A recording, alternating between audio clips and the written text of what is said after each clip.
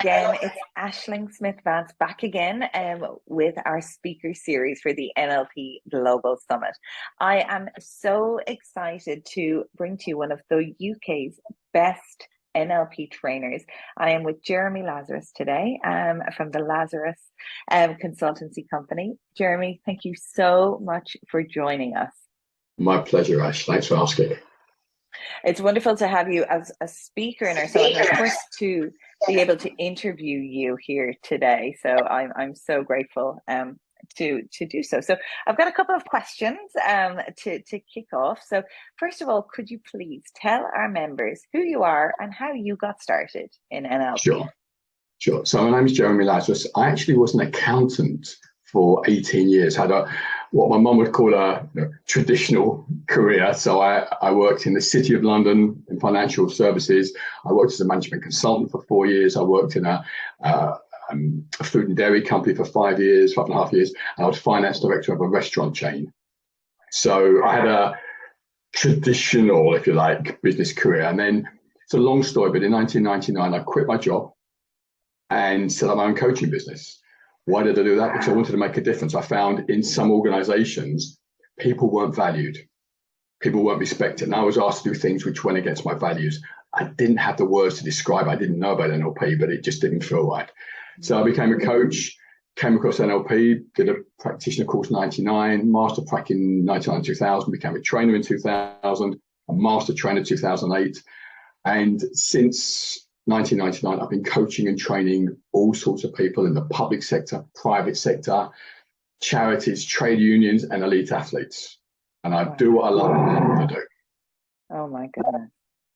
That is so inspiring. Wow. What a transition from accountancy to NLP coaching. But of course, whatever, when you feel that, and I love how you mentioned with the values, when your values are not aligned, or you feel that your values are being, overridden, that something has to change. Yeah, absolutely. And as I said, I didn't know about NLP, so I didn't have the language that you just described, but that's what it was for me. And I could, if we had a longer, I'd tell you some of the in-depth stories, but it's probably not appropriate at this moment. Another time, we'll have you back another time, and we can get into it in detail. I love it. This is so amazing. But so tell us. So you cover such a wide, and you've been in the industry for a long time, Jeremy. So tell us, share with our members what they will learn from your presentation at the NLP Global Summit. Okay, so the presentation is on clearing limiting beliefs. Now, whether someone has studied NLP or a complete novice, beliefs obviously are really, really important. They're an essential factor in determining how people progress in life. If people have got empowering beliefs, generally speaking, they'll progress in life broadly the way they want. If they've got lots of disempowering beliefs or limiting beliefs, then that, by the definition, it will limit them from being, doing, and having what they want to be, do, and have. So on the presentation, they're going to learn how to identify limiting beliefs. Well, firstly, what beliefs are, how to identify limiting beliefs, and I cover, I think, 9 or 10 ways to change limiting beliefs conversationally. Now, I want to say that in NLP, there's obviously a whole load of techniques, timeline work, submodalities, belief change. I'm not going to be covering the techniques of NLP. These are techniques, approaches rather, to be used conversationally. So as a coach, often I would just do conversational belief change without saying, okay, float up above your timeline or walk along your timeline or something like that. Yeah, wow. Well, that's so important too, because sometimes you don't have time to get into the setup. You need to be able to, on the spot, identify and change, because Absolutely. That's what in that moment is going to help your client to exactly recognize and move forward from that point. Exactly, actually. And also sometimes it's just not appropriate. If it's the first session with, let's say, an executive, they may not be ready at that moment to do some of the more interesting, should we say, NLP techniques. Yeah, that's right. It's so funny. Yeah, you have to pick your audience, don't you? That's amazing. Gosh, that's going to be a wonderful presentation to look out for. Thank you so much. And so practical for people who are attending the summit, who've never studied NLP but are just interested, for those who are practitioners, master practitioners who are trainers, like at any point, you always have a limiting belief. Something will crop up, no matter where you are on your journey, and you just need to be able to recognize it and get rid of it as quick as it came upon you. So that's very exciting. Thank you. Tell me, why was it important for you to be part of the NLP Global Summit?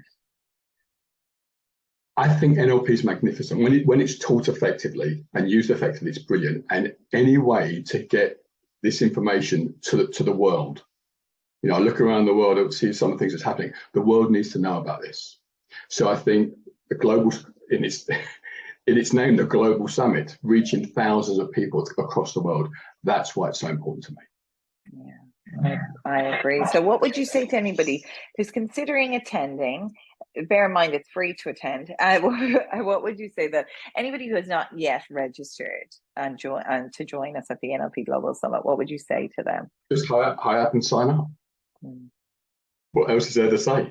You're going to hear a whole load of excellent trainers and presenters who will teach you things that you can use, whether you're a novice all the way through to an expert. You're bound to learn something to become even more effective, but personally and professionally. Yeah, that's so true. Thank you. So this is my bonus question that I just throw into the pot, because I'm just so interested and I'm so inspired by these amazing conversations that I'm having with like the elite athletes of the NLP world. So I'm dying to know, what is your favorite NLP tool?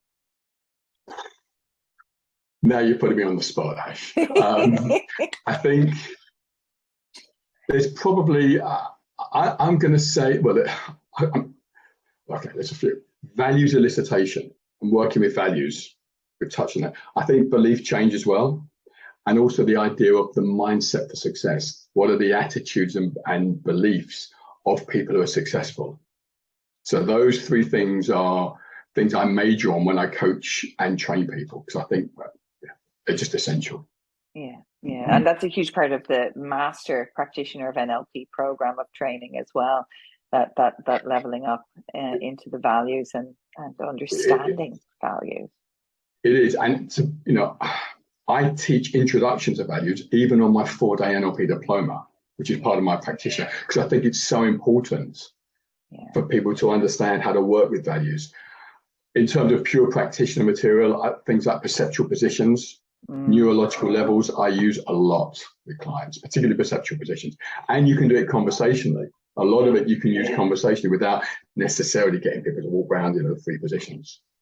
And by, especially when you're working, like, because again, as we talk about choosing your audience, when you're working in the corporate sector, there are certain tools that are hands down absolutely necessary, and perceptual positioning is one of those. Absolutely. Hierarchy of ideas and so on and so forth, like there, and values. So much of values. Actually everything, but we can find a place for any of these amazing tools to pop into.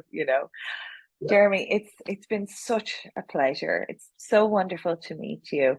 I'm absolutely honored that you're part of our summit. I'm so grateful to have some time to speak with you directly, to have this interview and to get to meet you and learn more about you. So for anybody who's out there who has not yet signed up for the summit, make sure that you do. And if you want to upgrade to VIP, do it now.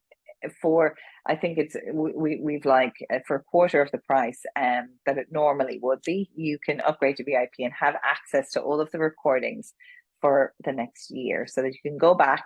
If you ever have a limiting belief that you need busted or recognized, pop in again, watch Jeremy's presentation and work through that. Jeremy, it's been a pleasure. Thank you so much. I'm very grateful to have met you and to have you with us today. Thank you, Ash. Thank you very much.